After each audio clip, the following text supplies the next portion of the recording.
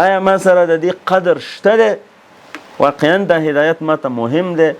که چیرته مهمي نو هغه د فورا دا تصمیم ونیسي چې هدایت نامه او د نامنبه خو دا کتاب دی، اوس دې باندې پوهېدل غواړي، دې لپاره برنامه جوړول غواړي.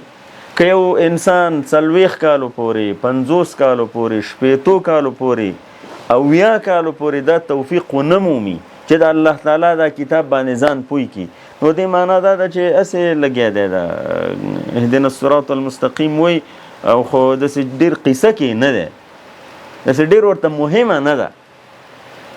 یا د دومره مهمه خبره ده چې موږ او تاسو هر مانځه کې هره ورځ 22 ځل د دې په غوښتنې مکلف یو. تاسو بله یو دعا ماته وښایئ چې دومره زیات په کثرت سره موږ او تاسو کوو. دا استغفار خو موږ او تاسو هغه هم کوو، لیکن نفلي ده. صحیح ده که نه؟